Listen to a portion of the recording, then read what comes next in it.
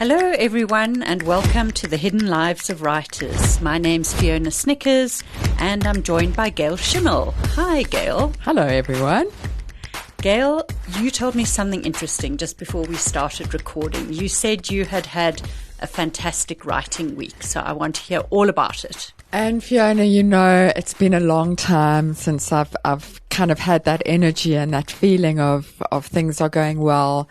And I have for a while been sitting on the idea of a new book, letting it brew, thinking about the characters, thinking about how it should be structured. I took a long time to figure out my way into the story. So normally when the story comes to me, so does the structure of the book. I've never before had to think of the structure of the book separately from the story. Like, where am I going to start? Whose point of view? It normally comes with the idea. And this time I couldn't find my way into the story.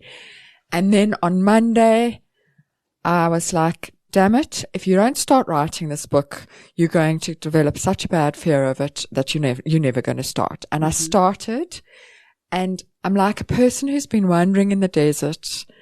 You know, I've been trying to write a rom-com that I didn't really love writing in the way that I normally love writing. And I feel like I found the water and I'm drinking deeply, and I've had 4 writing days this week and I've written 5,000 words, and wow. I had one day of writing 2,000 words in the day without even feeling like it was hard. And I feel like I've come back to my happy space, and I've realized I have to write a slightly dark book to be having fun. Fiona, I hope you've had as much fun writing as I have. I wouldn't say as much fun. I'm not quite in that happy place, but it's been productive. It's been a few weeks since we last recorded just because of the way our guests have been scheduled. But in that time, I did finish a screenplay for a feature film, which I'm sure I've been talking about ad nauseum.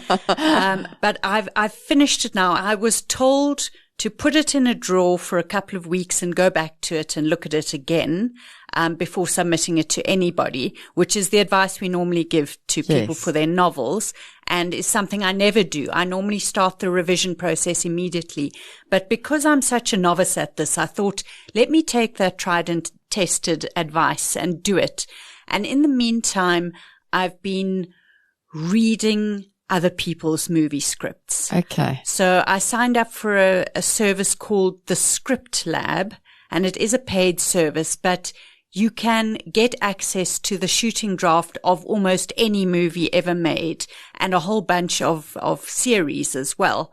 So I've looked at the script for Fleabag, for a movie called Idiocracy, for Oppenheimer, for Barbie, for all sorts of recent movies. And I'm just trying to pack them into my head so that the idiom of film writing is in my head before I go back and read over my probably quite clunky manuscript. I need a Fiona Snyckers to read on holiday.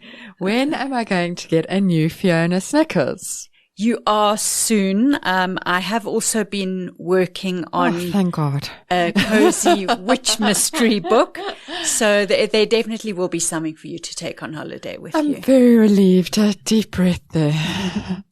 What have you been reading or watching or listening to lately besides Fiona Snyckers?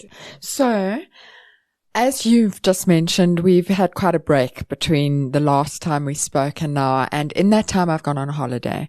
And I read in a very hungry way on holiday. I read a book a day. And anyone who's followed that journey of mine won't be surprised by what I'm about to say. But I absolutely love the latest Steve Kavanaugh. I always love his work. It's one of the writers I buy as soon as they hit the e-shelves. And this book is called Kill for Me, Kill for You. And it's based on that Agatha Christie idea of strangers on the train. And it's strangers on the train is referenced in the book. The idea of if 2 people want to murder someone, if I murder your person and you murder my person, then no one will suspect and make sure we have good alibis when our person gets murdered. And the thing that Steve Kavanaugh does that is always amazing is he starts with what other writers would keep as the secret he starts with. So you know from the beginning of the book that this is what these people are going to do. But because it's him, it gets complicated. And then it gets more complicated. At one point of this book, I actually yelled, "Oh my God." And my husband came running to see that I was okay. I finished the book with my heart pounding. I've never had such a physical reaction to the twists in a book. And it's given me almost a new benchmark of what a thriller should be. Loved it. You know, I saw your review of it and I read it on the strength of that. And I didn't 100% click with it. Really? Everything you say is quite true. It is incredibly twisty and turny, and he's a marvelous plotter. But I felt as though he just flings plot at the page, and he doesn't waste his time with characterization or with what I would term sort of good or quality writing. Interesting. So I felt as though, yes, the plot is absolutely first class, and you can't see what's coming. You just can't, no matter how good a plotter you are. But I didn't feel as though the characters were well developed, and I don't feel as though he writes very well. That's so interesting. Okay, we're going to have to ask other people to weigh in and tell us what they think. Yes. Team Gail or Team Fiona when it comes to Steve Kavanaugh's latest book. But I think the one thing we can promise you is a story. Definitely. You know, he's a fantastic plotter. Fiona, what about you? What have you been reading, listening to, consuming? Well, I told you earlier that I've got a new reading technique. And you were saying, well, does one need a technique for reading? And basically, yes, in this age of social media, we've spoken about being so distracted by our phones. I found it was taking me much too long to get through a book.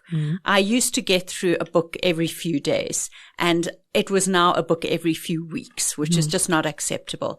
So I've set myself an actual target. I read mostly on Kindle, and when I start a new book, I try to read 20% of that book a day. So it never takes me longer than 5 days to read a book. And, you know, people say to you, "Oh, you're taking the fun out of reading. You're turning it into a task instead of a joy."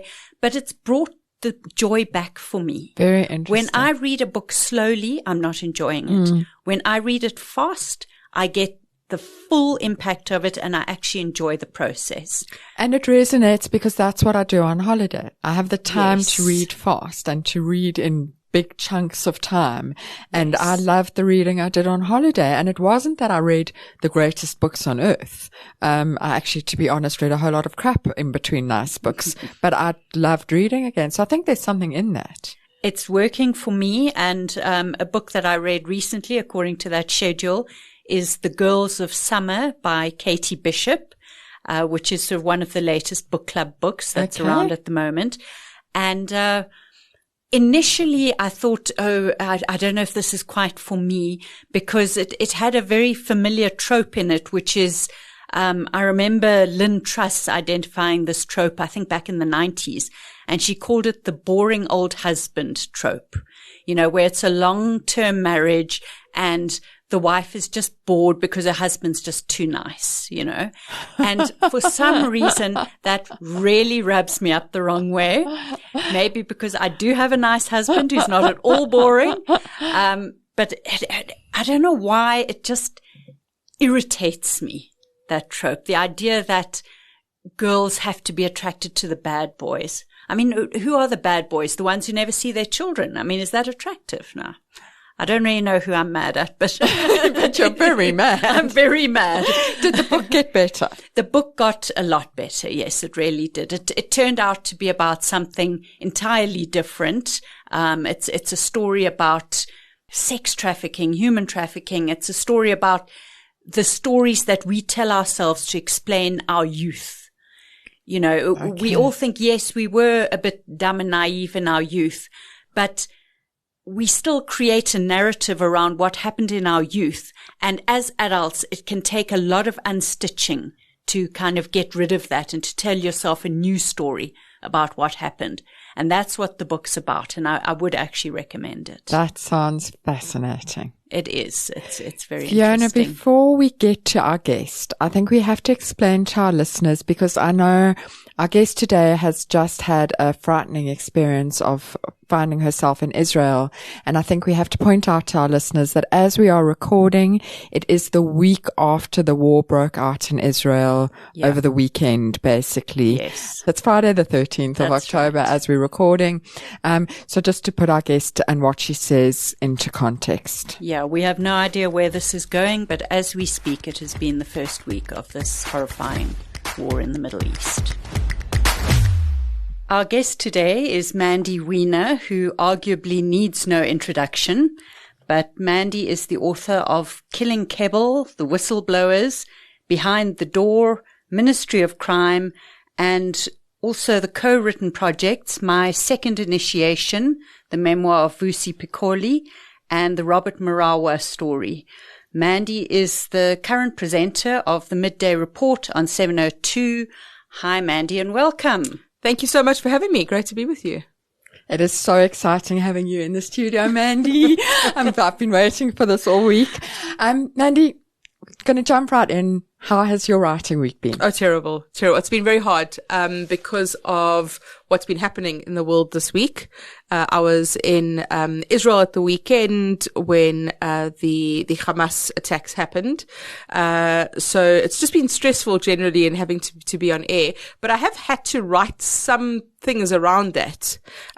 So I wrote a column, about it, which I then decided not to publish. Just because it's very tricky. So I wrote a great column, but no one will read it. And then I had to write a speech that I gave to the King David, Victory Park Matrix valedictory this week. And that was quite a difficult task. So that took quite a bit of crafting. But I haven't really had the brain capacity to be able to write anything else this week. You were literally in Israel as it all started with your kids. Correct. Yeah. It was very stressful because I was alone with both of my children, and I was at the airport. Driving to the airport was stressful because you have to drive into Tel Aviv. And then I was at the airport and the sirens went off and I had to leave my luggage, grab my kids, run down to the bomb shelter. You could hear the exploding intercept missiles overhead, and you just don't know if one's going to get through and land, and just the stress of the whole situation. And then it's just been a really tricky week. It's been really, really difficult. I think it's one of those where you can be forgiven for not having written 50,000 words, as I know is your habit when you're in a good writing week. Here we go. You're going to give me a hard time about the pace of my writing. So tell us about that. When you are in the throes of a book project and the world is not at war, what does your writing week look like? So my writing week, as you would describe it, has completely evolved over the years. I used to, before I had children or before I had a daily radio show, I could sit down for hours and just write. Hours on end. And as Gail will tell you, yes, I can produce thousands of words. It's different with nonfiction, I find. I think you can write quicker with nonfiction. A lot of it is direct quotes, but since I've had kids and I've got daily commitments, I have to write in pockets. So I literally could write for half an hour and then go do a radio show and then try find another hour to write and then have to go do school lifts. It's all over the place. It really is. It's very difficult. So it's hard to say that I can produce 2,000 words a day. I could produce 8,000 words a day. It depends. And it also depends on deadlines as well. I'm so proud of myself because one day this week I wrote 2,000 words, and here's Mandy telling us how it's so hard because she can only produce 2,000 words in a day. I'm just going to sit here and cry in the corner. I was working on the Whistleblowers at the time, so it might have been just pre-COVID, and we were hashtagging on the Twitter, X, whatever you want to call it, Writers Gym. And it was a bunch of authors who were all sharing about how much you wrote every day. You had to commit at the beginning of the week how much you were going to write. And at the end of the week, you had to report back on how much you'd written. And the rest of us were like aiming for 2,000 words a week. And then there was Mandy Wiener. I only wrote 10,000 words this week. It hasn't been a very good week. And us fiction writers were like, hate her. That's different with nonfiction. But talk us through that process. Do you get all the research done and then do all the writing in one go, or do you kind of interweave the two together?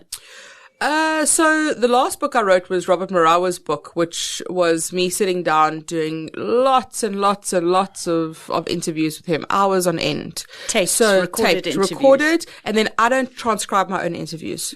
I used to, and then I realized this was an enormous waste of time. So I do not transcribe my own interviews. I just find it too laborious. I find it just boring. It's boring. You have to sit and listen to somebody twice. Right. And you're already listening to them so much.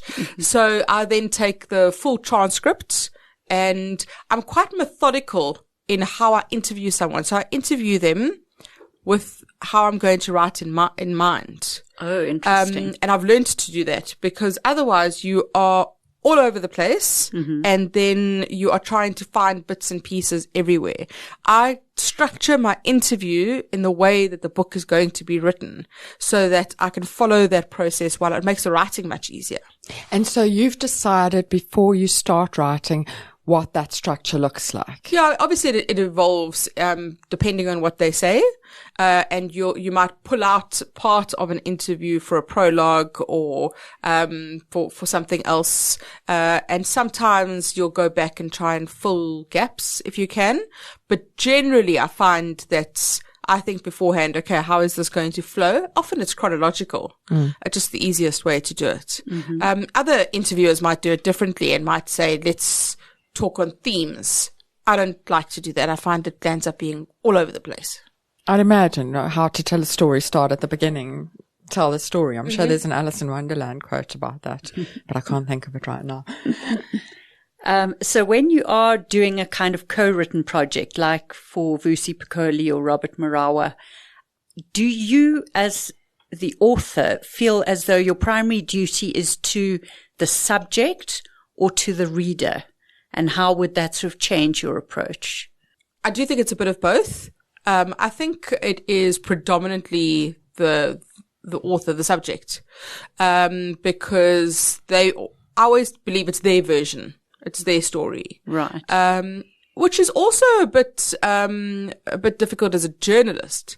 I also feel that I have an obligation to try and get them to tell the stories in the best way possible, so that the reader will then find it interesting, and it will be readable. So with Robert particularly, I had to work very, very hard to get him to elaborate and be more emotive on things, because it's not his nature to do that. Right. So you have to work very hard to draw them out and get more detail and to tell a story. So then your duty is to the reader as well. But you have to stay true to the story. In some instances, the subject may not want to speak about something, and you've got to push them further and further and further to speak about it. I want to take a step back. We've missed something we usually start with, which is how you came to be here. What is your superhero origin story? What did you study? How did you get here? How did you become to be the famous Mandy Wiener? And we're going to talk about being the famous Mandy Wiener later. You say it like that. So how did I get here? So I grew up in Polokwane, which was in Petersburg. I went to Capricorn High School. And the one thing I have to mention is that there are quite a few of us who went to the same school in the media industry. And that is because we had an amazing English teacher. Okay. And we had a few amazing English teachers. Actually, the whole English department was incredible. And I think that's really, really interesting, because there are so many. There's about 4 or 5 of us who are either read news or are reporters or are broadcasters who all went through the same English department. And I think that is really notable, because I think that we had a passion for it. We love literature, love the news. So that was, where I grew up. And then I went to RAU, to University of Johannesburg. And I started working at RAU Radio. And then I landed up getting a job at 702 writing traffic. So I used to write traffic and I used to call screen overnight. And what did you study? Journalism. Okay. So I did a BA majoring in English and journalism. Okay. Because there was no straight journalism degree. Everyone's like, did you go to Rhodes?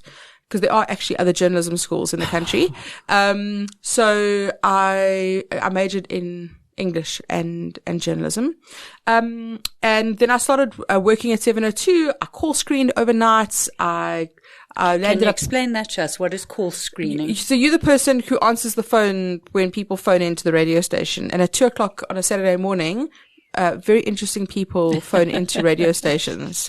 Yeah. So you deal with like all kinds of weird and wonderful people. Right. And you make the call whether to sort of put them through to the host. That one's too drunk to go on air. Yeah. This one's sanity is questionable. So you make the call to if they go on air or not. And then I begged Katie Catapodis for a job, and I begged her. Eventually she sent me out to do a story about water shortages in Houghton. And I got held up at gunpoint on my very first story. Wow. And, related to the story or just no, coincidentally? Completely. I was in Houghton speaking to people about water shortages, with a friend. And these guys pulled up and held me up at gunpoint. They saw my 702 microphone and then apologized, saying that they were looking for somebody else, and then gave me my belongings back. But I had recorded the whole thing, and then it landed up on the front page of the Star, and I was on John Robbie's show, and Katie gave me a job as a reporter. And that's so how thank you to those guys. So that was actually a career move to get held up at gunpoint. Yeah, I set it all up. It was all part of the plot. And then I just started reporting, and I would just stick my hand up for every breaking news story. I was just desperate to make a name for myself. I loved the breaking news. I loved the adrenaline of it. I loved being like in the thick of things. So I just started reporting. In the back of my head, I always had this idea that I wanted to write a book. Okay. I used to read a lot, obviously, and I always thought, I'd like to write a book. It's a long time ago now. It's like 20 years ago now. So I do struggle to remember what my thinking was. And I started reporting on the Kebble trial. And I obviously spent a lot of time on the Kebble trial, and I got to know a lot of the protagonists and Mikey Schultz. And one day I went to Jenny Chris Williams, who was doing the afternoon show on 702 at the time. And I said, I'd really like to write a book. And I thought I wanted to write a book about the elite bouncers and the whole bouncing industry. And she sent me to see a publisher, and I met with the publisher, and they were like, story's a bit half-baked. I'm not really sure about it. I was very young. I'd never written anything besides one magazine article. And they sent me away and said, think about it some more, work on it. And then once I started reporting more on the Kebble trial, and I'd convinced Mikey Schultz to speak to me and do interviews with me, I met with another publisher, and that publisher was Terry Morris from Pan Macmillan. And I had coffee with her, and she pretty much offered me a book deal on the spot, even though I'd only written one magazine article for Marie Claire. She said, sure. Terry has vision. Yes. That's someone who has vision. Yeah. And that's how I started as a writer. And I wrote Killing Kebble. You'll be a little bit shocked. You're going to say something terrible like 2 weeks now. I wrote it in 3 months. And I wrote it in 3 months while I was building a house and planning a wedding. But Katie, your own wedding? My own wedding, okay. Yes. But Katie Catapodis at EWN did something which I'm incredibly grateful for. And she decided to give me leave. And it was very unusual at the time. I said to her, I want to write a book. And she said, go for it. And I think she actually uses it as an example of leadership in newsrooms, where she gave me time off and she said, go, take a month off, go write. And that wasn't part of my commitment to radio, to EWN. And she let me go write the book. And I had no idea what I was doing, like nothing. I had never your podcasts to listen to. I didn't know how to write a book. I had no idea what I was doing. But I think that was the best thing that could have happened to me, because I was so free to just do whatever I wanted to. I wasn't worried about what people would think or how people would read it, or I thought, if anyone reads it, it would be amazing. I'd never written anything before. I just I just wanted to do it. And I knew it was a great story. I just never thought it would have the reaction that it did. I think there is a freedom in that first book that you never get back again, because after the first book, you're aware of readers and aware of that your second book might be published actually, and what the reaction my father will likes be. to tell me that I'll never write a book as successful as Killing Kebble. So your best days are behind you. Pretty much. There's a lot to say about that, because it definitely, I carry the weight of Killing Kebble every time I write a book. I'm very interested in this idea of having time off to write compared to how you have to write now, fitting it in between an hour here, an hour there. Because I've been thinking about this a lot. I've been thinking, if I wrote full time, would I actually produce anything more than I do now? How does it compare? Were you able to, did you feel enough pressure that you wrote quickly and you could get it out? I'm very disciplined to write like that. I would much prefer it, because I would be able to really concentrate on one thing at a time. I think I would write much better. I think that I wish I could do that now. And I suppose I could. I know that some of my other colleagues, who are working journalists who are writing, do take chunks of time off. I just don't have that luxury with a radio show. And I do lots of corporate work as well. So I think in theory what I should do now is try and find a way to block off my diary for a long period of time. Well, it's just not realistic. We'll get to the question of what you would be writing in that time. I want to ask you about, you really have, you are a household name in South Africa. So you get a lot of recognition. People know your face, people know your voice. How has it been adjusting to that? Is it strange, or has it happened so gradually you're not really aware of it? I think it's happened gradually, so I'm not aware of it. My face, I think, is recognizable because of social media more than anything else, because I don't think it's from being on TV. I think during COVID, a lot of people were following me on social media, so they would see my face, because that's my profile picture. So people recognize me more from there. I still get surprised when people recognize me. Really? Yeah. I was walking in Shukha Carmel in Tel Aviv last week, and a woman stopped and just stared at me. And I was like, hi, and she was like, hi. I could immediately tell that she was from Joburg. So it also depends where I go. And in some areas people recognize me more than others. But it's always nice, but at the same time, I have to be quite careful. My friends laugh when I walk into a restaurant sometimes. There's some staring, but I'm not a celebrity. I'm a journalist, and I never wanted to be a celebrity. It's not about that for me. You're a celebrity journalist. So I got a lot of criticism at one point after Killing Kebble came out for being a brand journalist. There was a lot of flack because I think that some people in the media industry thought that it was more about my brand, because I'd got such a high profile, which is quite unusual in a way, or maybe was unusual at the time. And now I do a lot of keynote speaking. I do a lot of, corporate talks and facilitating. And there are a lot of brand journalists out there. But for me, I think it's the actual journalism of it that I remain passionate about.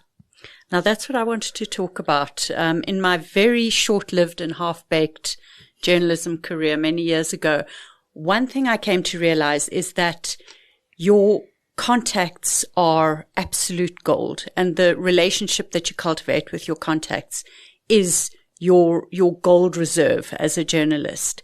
Can you give us some tips about that, or talk us through the process of cultivating those contacts, and also how you kind of keep boundaries in place so that they don't encroach on your personal life. So Killing Kebble and Ministry of Crime specifically, which are the two books I've written about the underworld, as we call it in South Africa, were only possible because of the relationships that I cultivated and spending time building credibility, building trust, building relationships with nefarious characters and also with lawyers. Mm-hmm. Killing Kebble only happened because I earned the trust of lawyers more than anything else. And they were able to introduce me and pave the way and protect me. So that is paramount. But at the same time, you really need to manage those relationships. And I would spend a lot of time and energy managing those relationships. So you have to be so careful about what you say. So you don't become friends with people, but at the same time, you know about their children, you know about their wives, you show an interest in what's happening to them. You're willing to listen to them, but there can't be an over-familiarity. So for example, I got to know Mikey Schultz really well. If he sees me and my husband in Tasha's, he'll come up to us and he's so friendly and he'll shake my husband's hand. But at the same time, there is a distance that you maintain with whoever it is. And I've always been very, very careful about that because you can't have an overfamiliarity if you're going to be writing about a subject.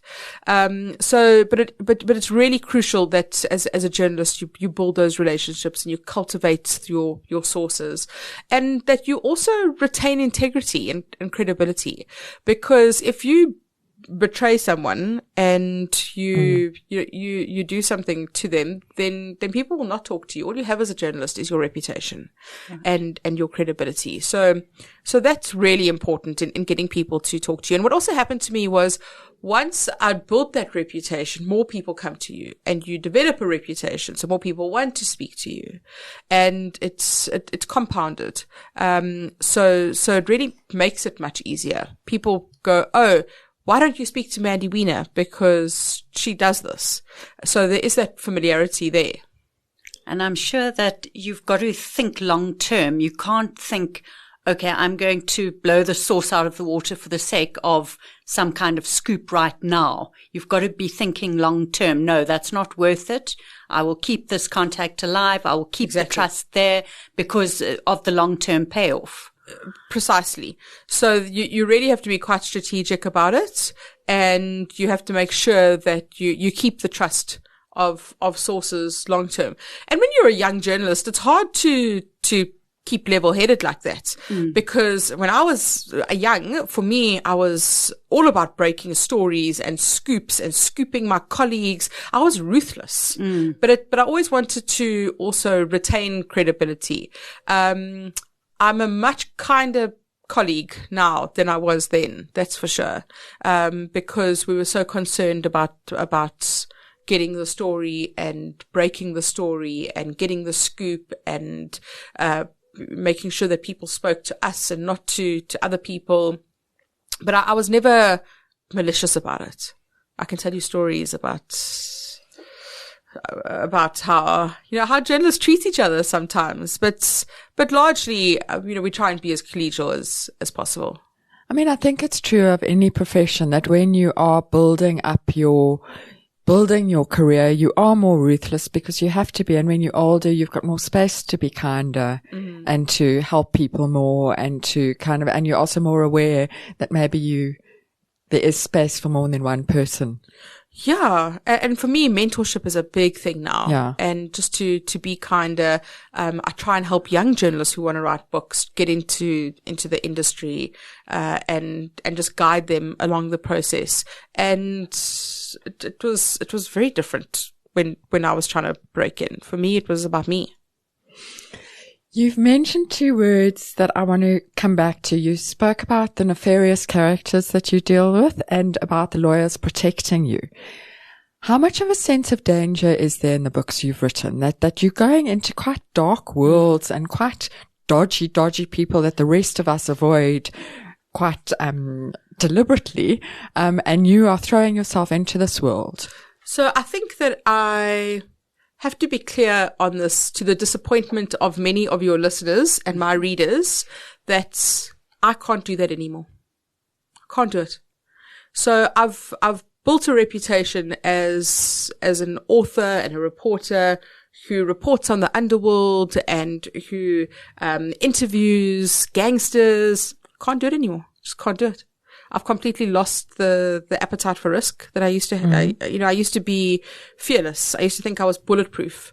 I had no issue going to see someone at their home and do an interview with them if they were a renowned fugitive and international gang boss. Did you literally feel no fear? Not really. No, it didn't really bother me too much. Maybe there was like a kind of kernel of concern. But when I was young, for me, it was interesting. I was curious. I wanted to meet these people. I wanted to hear their stories. And what I found was that a lot of them spoke to me because there was no judgment. I didn't judge them. I just wanted to hear what they had to say and let them give their version. I got some criticism for that. I got a bit of flack for giving them a platform and why are you doing interviews with these people? Why are you letting them talk so freely? I'd rather hear about them. It gives us insight into their way of thinking and their operations. And I was so intrigued by transnational crime and the way that these structures were set up and the cloak and dagger of all of it, and our law enforcement and the prosecuting authorities and how they were dealing with it. So I really threw myself into that world, and I did get a reputation for it. And often, if there was an assassination, I would be the first to hear about it, and I'd report about it, and I would spend my time on my phone confirming and speaking and getting information. I don't want to do any of that anymore. Why? Because, so for me, I've had children, so I'm more risk averse. I feel like I got away with it for so long, and I was very fortunate. I don't know if I got away with it, but also I built relationships so that nobody wanted to target me. So they would rather phone me and tell me about stuff. And I think they quite liked the attention. So a lot of them gave them credibility in a way. It built their reputation to be interviewed by me and to get their story out there. I also I found it quite all-consuming. Yes. So because you have to spend so much time keeping everyone happy and building relationships, I just don't have that capacity anymore. So now if somebody phones me and tells me about a story or wants me to cover something, I pass it on to younger journalists. They can deal with it. I do feel like, in a way, there was more coverage before about that stuff, and maybe people don't hear about it as much as they used to. But also, I think that maybe could come across as quite arrogant, because I have lots of excellent colleagues who do reports on some of that world now. Maybe our appetite for corrupt gangsters is a bit less because now we feel like everybody's a corrupt gangster. Yeah, that's pretty accurate too. Pretty much. I always used to say, that I would rather interview a criminal than a politician, because at least I can believe what the criminal's telling me. I was wondering whether the role of talk radio itself has changed since you were in your 20s. I remember speaking to Katie Katapodis and her telling me that talk radio is the absolute bleeding edge of news breaking. And she described to me how they would break into programming to break the latest news. And then social media came along and I feel changed all that. News is now broken on social media, on X or Twitter or whatever you want to call it. Has the role of talk radio as a news delivery service changed in any way? I literally worked through that transition. So I remember sitting in the Kebble trial with Adrian Besson in 2009, 2010, and both of us saying to each other, let's live tweet this. Let's see what happens. Let's see if we can do this on Twitter, because there was no recordings, or there was radio recordings, but there was no live broadcast of the trial like we have now. And we started tweeting, and people started picking it up. And people loved this idea of the tweets that we were putting out about Agliotti's testimony. And it just took off completely. So when a story would break, then I would quickly phone the newsroom to break it on air whilst writing a breaking news tweet. Right. And then through the Oscar Pistorius trial, we really saw that transition, because everyone for the bail application was following us on Twitter. It wasn't broadcast. So everything was started breaking on social media, not on air. Now what we're seeing is a lot of the news breaks on social media, and it still breaks on radio. So we still have the breaking news on radio, and a lot of people might be driving at the time. They'll hear it on radio first still, and on traditional media. So I think it's a bit of both. But I think the radio's role now is more to give people a space to collectively digest and debate and discuss all of the breaking news. But I do find that you do still break news on radio. Often people hear about it first on radio, but it's both. I want to talk a little bit about your role in the South African lockdown, because for me you were pivotal. I could not listen to Cyril by the end of it, and there'd be a family meeting, and I remember saying to my husband, Mandy will tell me on Twitter. And I would only read you. You should ask my husband about that. Well, this is what I want to know. What was that like for you? Because you must have been aware of how many of us were counting on you to interpret it for us. And it must have become a bit of a burden. I don't think it's a matter of burden is accurate. So I felt an obligation. It was a sense of duty. It was something that I could do. I would just like to point out that at no point was that monetized.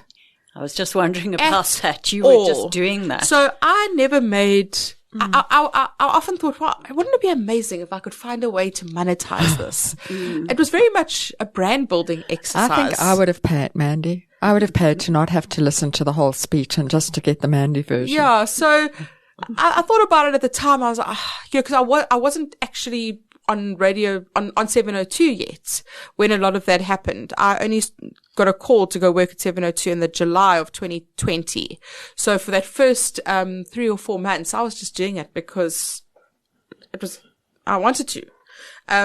So I never found a way to monetize it, but I did have a sense of obligation and duty, and I was quite happy to do it because I was providing a service, but towards the end, there were definitely family meetings where I thought, I do not want to listen to this. I cannot be bothered. I would rather go and watch Netflix than do this. And yet, I'd still end up doing it. Well, they became quite depressing. That's so that I stopped listening because I'd found I'd be so down by the end and so disenchanted. And you would tell me, are the schools open? Are the shops open? Can you buy alcohol? All the kind of key points that I actually needed to carry on with my life without that depressing feeling of listening. But you had to have the depression.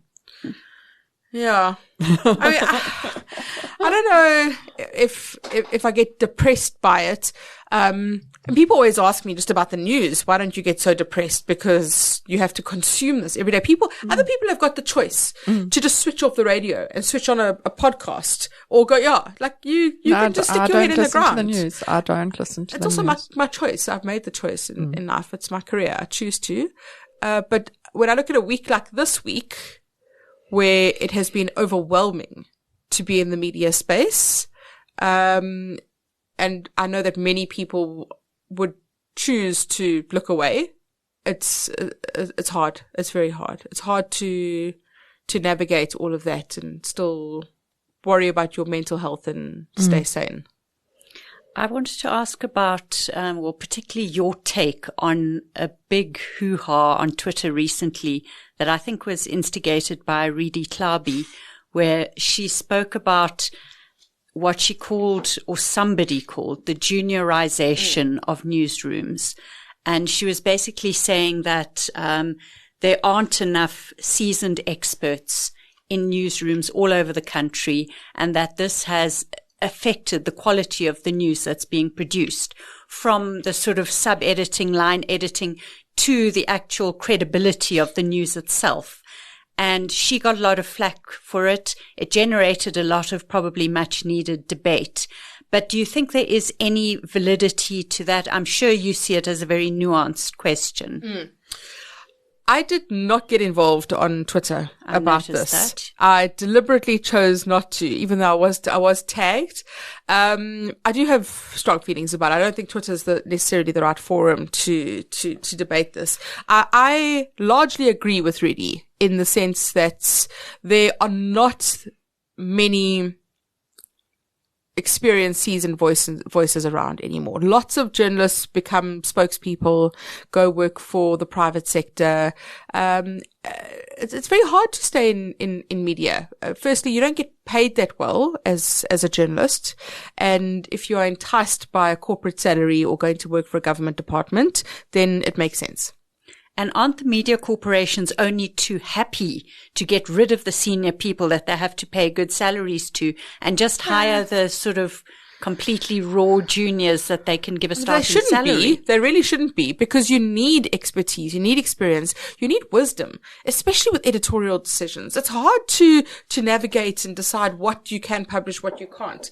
We're constantly having to debate the ethical issues in the media space and how to report on things. But unfortunately, what we are seeing is a juniorization of newsrooms. And there are lots of young journalists who are not properly trained, who are not given guidance, who are not given mentorship. And I'm very cognizant of this. You can speak to journalists in the EWN newsroom as an example, and I try and make a point where I can of giving them advice. They know that they're always welcome to come and speak to me. I try and reach out to them and help them if they've got a difficult issue to discuss it.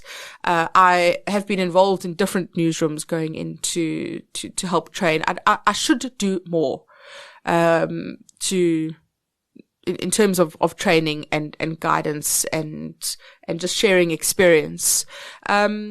But they also have to be willing to learn.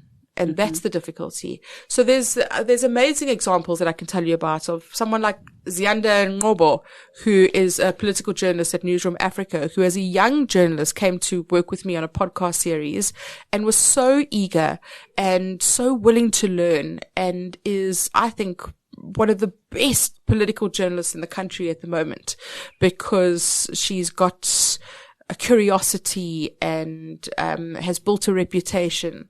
And they also, I also think that journalism is inherent. I think that it's something that you can teach people the nuance and the ethics of it, but for some people it just comes naturally. And you have to have that in you as well. You have to have the curiosity. You keep coming back to that, and it's about, I'm thinking that's why I couldn't be a journalist. I don't have that particular type of curiosity.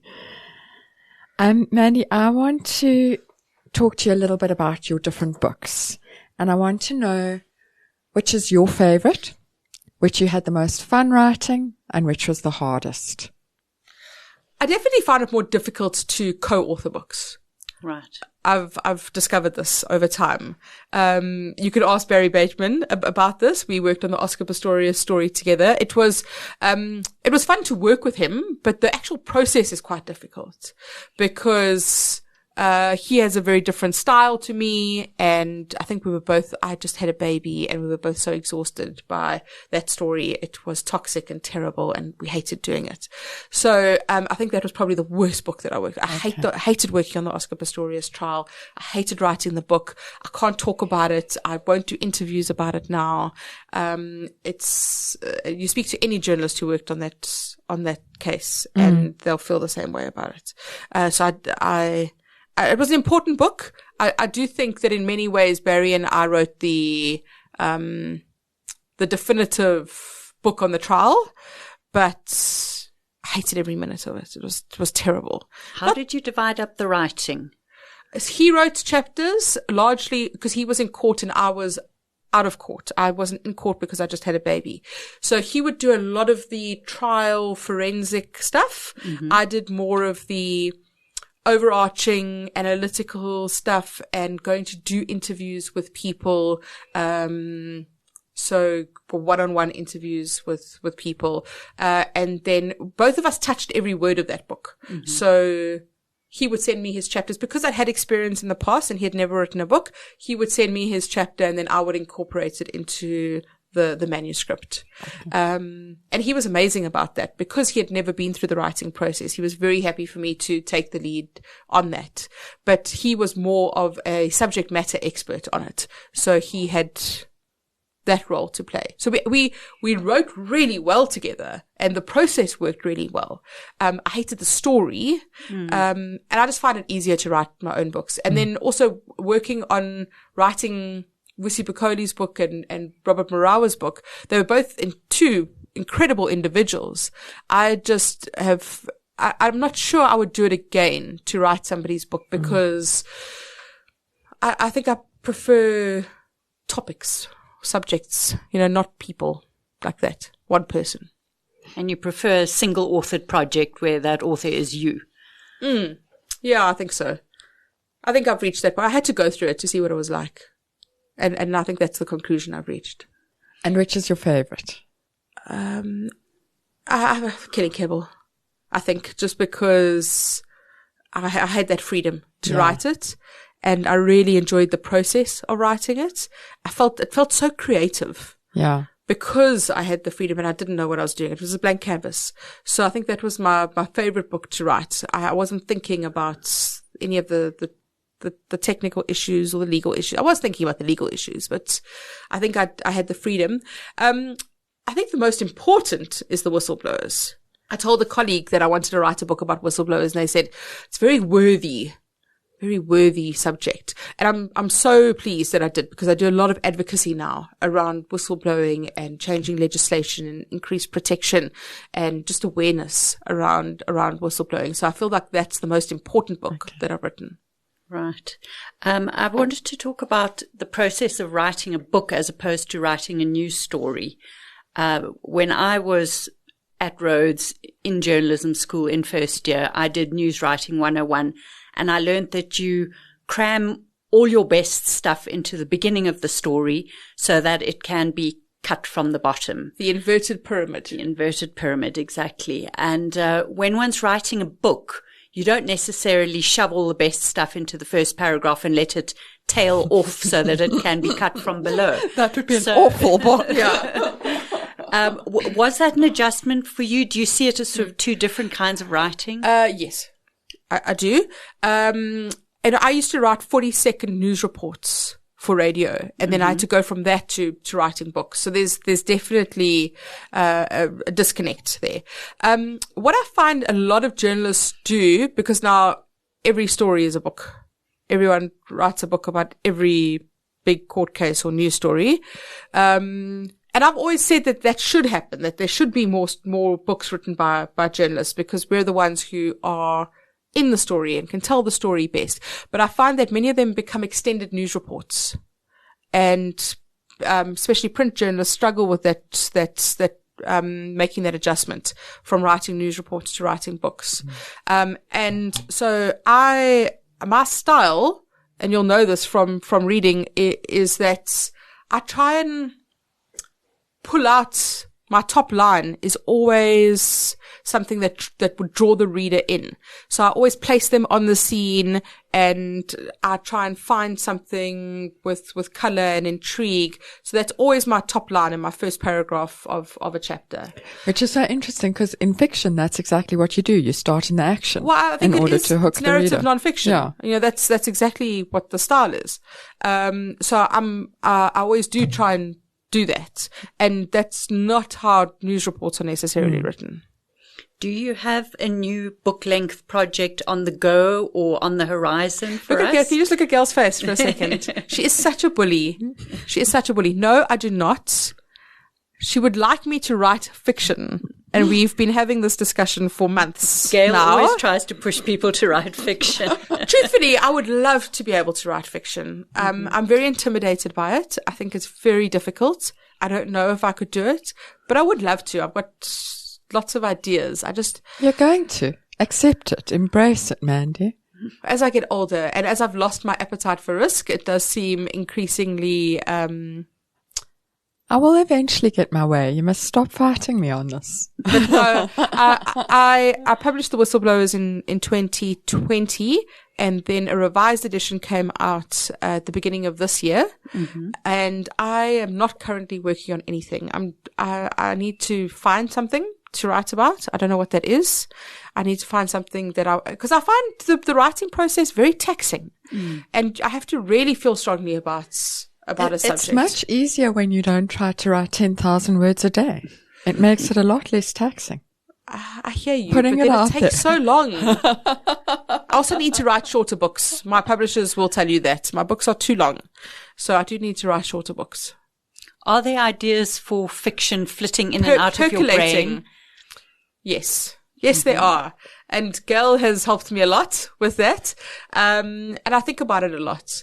I just need to find the time and take the leap to actually do it. I briefly became so obsessed with Mandy's idea that I was unable to work on my own ideas because Mandy's idea started percolating in my head instead of my own idea. But I'm pleased to say that stage is over. I'm having my own ideas again. When I decide to write fiction, I'll come back to you and you can give me some new ideas. Well, Gail and I find that a great way to fill up the creative well when you are contemplating writing fiction is to read something or listen to something or be watching something, some sort of absorbing narrative. So is there anything that you've been reading, watching or listening to lately that's made an impression on you? Besides the news and Besides, 24-hour CNN and reading about the Middle East conflict. When Gail was trying to convince me at the Franschhoek Literary Festival to write fiction, I started binging crime fiction. And I read a bunch of Margie Orford's books, and I always read Dion Meyer and Mike Nichol. And I went on a binge, and I thought, okay, I can do this. And then I got distracted by life and news. So I review one book every week on air, and it's a nonfiction book by a local author. I interview the author of a local nonfiction book every week. So I get sent everything by the publishers, and I have to read a book a week, a local nonfiction book. So I spend a lot of time reading that, and I kind of just am consumed by that. But when I'm on holiday, I try and read fiction that reignites the thought for me. And of those non-fiction books, what can you recommend as something you've really loved recently?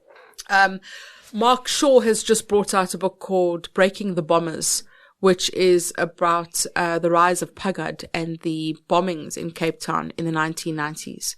And that is fascinating. It's really, really good. So I did an interview with him recently, which I thought was excellent. The one I'm looking forward to reading has just been rushed out to print. It's the Thabo Bester story from the team at Ground Up that broke the story about Thabo Bester, which is just wild. So I am looking forward to reading that as well.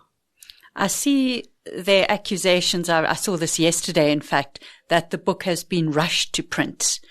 But I know and you know that one can write a book very quickly. Yes. And that doesn't necessarily make it a bad book. If someone sits down and really applies bum to seat and produces lots of words, that can be a good project. So do you share these concerns that the book might have been rushed to print? No. And I also know that they've been working on it for a while because they made contact with me a while ago.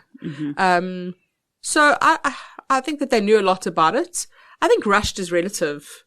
I remember a colleague telling me when I was working on the Salibi trial and writing Killing Kebble that she can write a book in 3 weeks. And I said, how is that possible?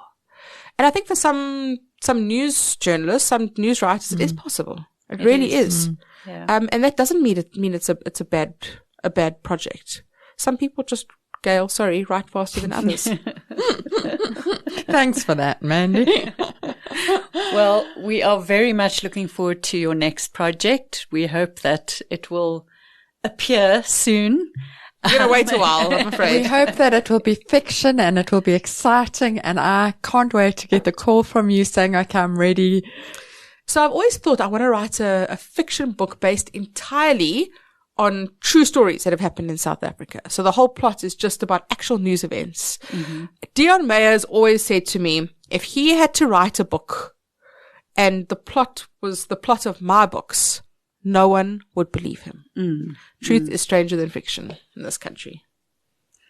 And in the meantime, people can go back to your backlist and have a wonderful time reading basically a history of South Africa over the last 20 years. So, Mandy, thank you so much for your time. We really appreciate it. Thank you so much for having me. Thank you, Mandy. Gail, I've said it before, but I'm going to say it again. We are so privileged with the caliber of guests that we have on this show. It's just amazing that you get to have these incredible people come in and then you can ask them questions, and it's perfectly expected that you drill them with questions and you don't have a normal back and forth conversation. I love it. I love it too. I got so much out of that conversation, but what did you get out in particular? I got quite a lot. I always find speaking to Mandy very stimulating. I find her so interesting. And the thing that struck me today, particularly about what makes her so interesting, is what she said about curiosity. Mm-hmm. Having a curiosity for stories and a curiosity for the news, and that's what drove her to the career that she's had. But I think it goes further with her. I think it's what makes her such an interesting person is she has this curiosity about the world. And I think it's something we should nurture in ourselves, a curiosity about the world. And then how much she writes. I've been on a bit of a Stephen King binge, and I saw a video where he talks about the fact that he writes 6 pages a day. Mm-hmm. And if you write 6 pages a day, it also, I think, shows his age a bit, that he thinks in terms of pages rather than words. But yes. If you write 6 pages a day and you're writing a 360-page book, you've done your book in 2 months, basically. And Mandy writes very quickly. Mm-hmm. It's made me think a lot about, is there a inherent benefit in writing fast? Like maybe there's something that comes out when you write fast that you lose if you write too slowly. Mm-hmm. And it's something I need to think about, but maybe mustn't think about too much because I do have a few other things on my plate, so I mustn't get obsessed with it. What did you take out of that? I was very interested in what she was saying about how her appetite for different forms of writing has changed throughout her life. How in her 20s, she believed she was bulletproof. She was completely fearless.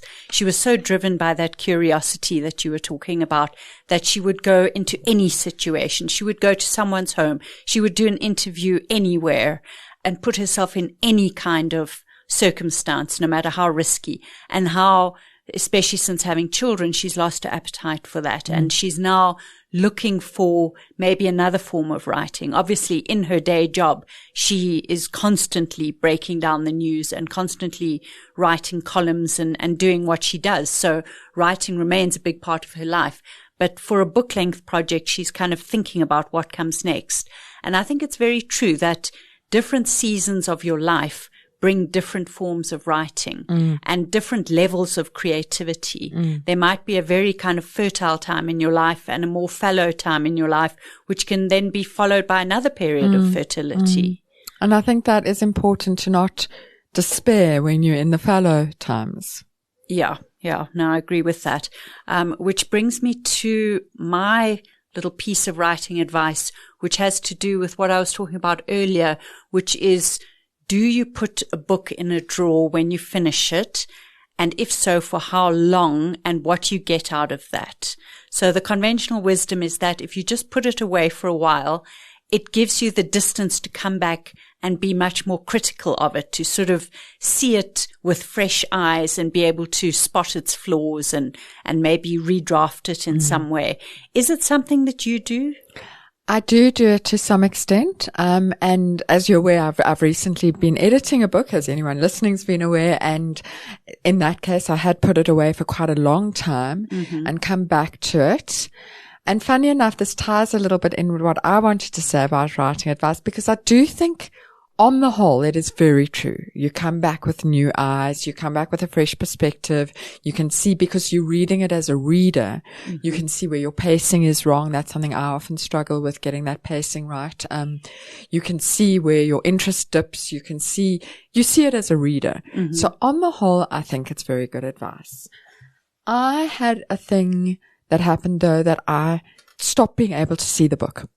I had seen it too much. I had read it too much, and I couldn't see the wood for the trees. And eventually I just closed the document and sent it to my publisher, because I wasn't doing anything valuable. And in that process, I don't know if I have spoken before about advice I have heard and wanted to try, where you put the book in a different font. Right. And it makes you see the book in a new way. And lots of writers do this when they're editing.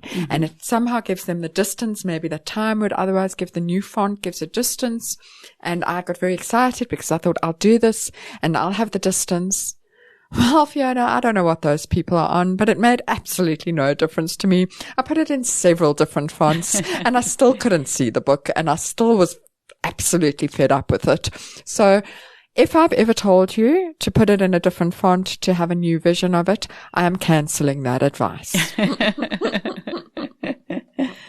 Well, we want to hear from our listeners. If anything that Mandy said resonated with you, please let us know.